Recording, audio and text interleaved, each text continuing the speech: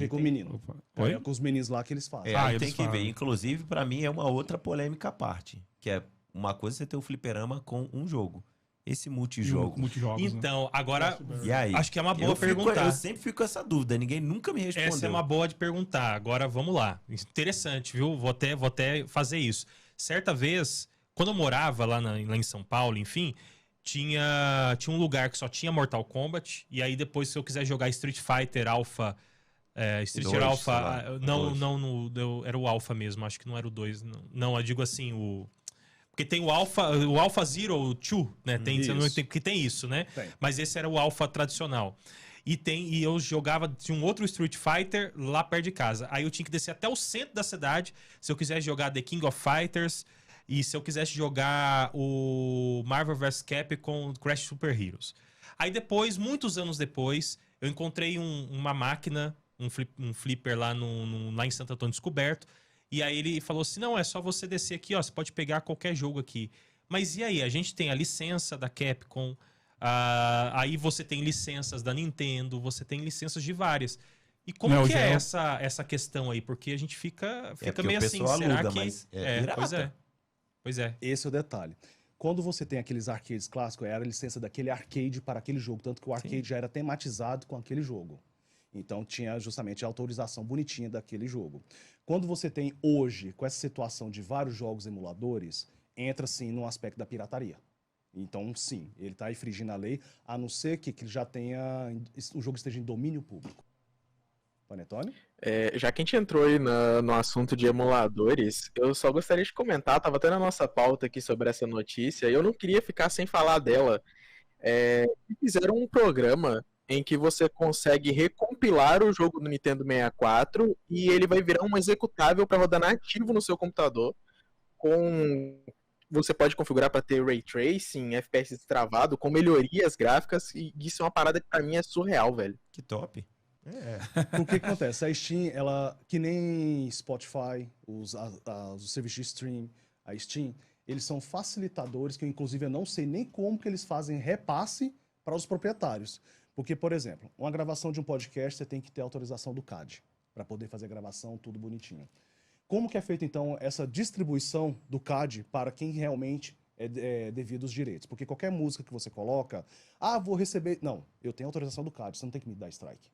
É uma lei aqui do Brasil. Se quiser, briga com o pessoal.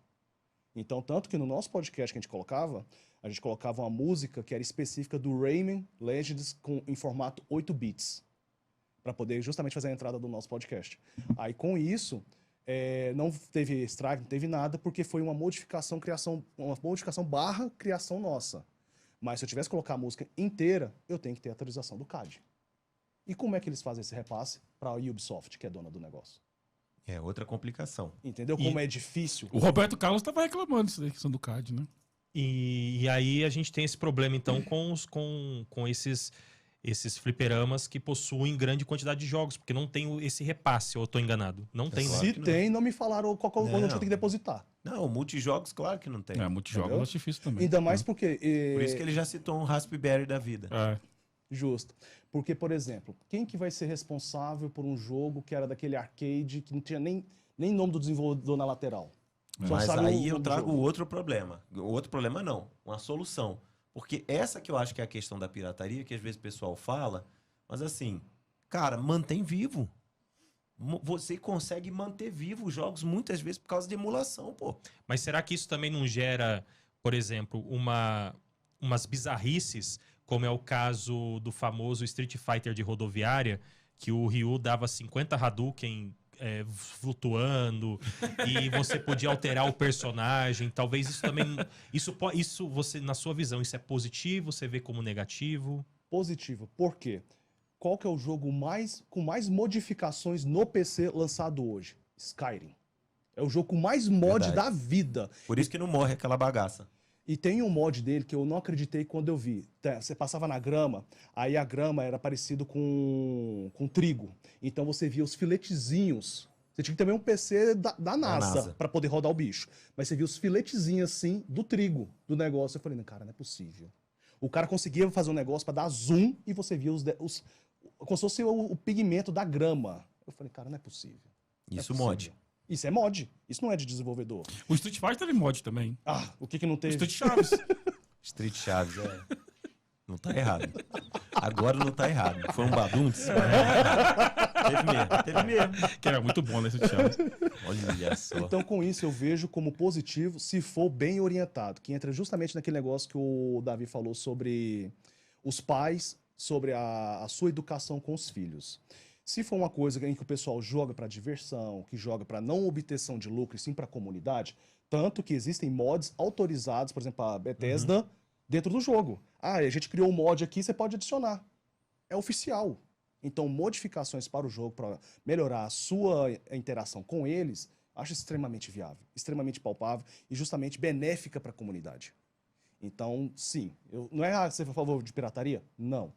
Eu sou a favor de você reconhecer e dar valores créditos a quem é de direito. Mas só pra saber, então, é porque quando essa história dos Street Fighters de rodoviária chegam como se eles fossem piratas. Então, na verdade, eles eram uma modificação. Eles não eram piratas, então, é isso? Não, mas acaba sendo pirata, Acaba sendo pirata. Entendi. Porque não é um mod porque autorizado. Entendi, Entendeu? porque não é o Isso. mod de fato como a gente tem hoje, a modificação de fato, que você pode ir lá no Skyrim e colocar os bonecos lá, Então, anãozinho quer de ver? cabeção Mas quer grandão. ver? Eu acho que cada caso é um caso.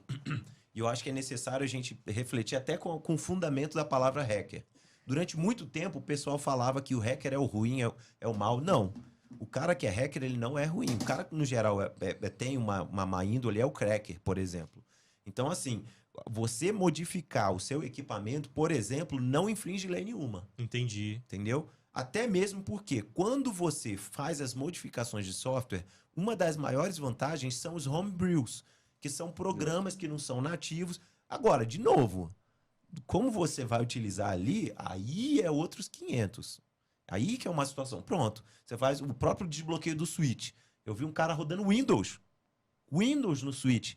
É claro que o Switch não vai rodar Windows nativamente, irmão. Óbvio. Agora, existe o cara que consegue fazer overclock no Switch. Agora, beleza. Primeiro, se a Nintendo abre isso, aí já começa a dar problema. Por quê? Porque todo mundo, às vezes, que não tem noção, ia destruir o Switch. Sim. Entendeu? Ia Então, perder a garantia, né? Exato. Não, mas eu não digo isso. Se ele coloca um modificador que você pudesse aumentar a capacidade do clock ou modificar ao bel prazer, quem não tem conhecimento ia estragar o videogame. Entendeu? Agora, é um equipamento teu. Como é que você não pode ter controle sobre isso?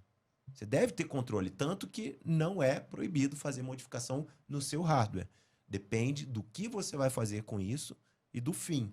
Então essas são questões pra gente refletir, sacou?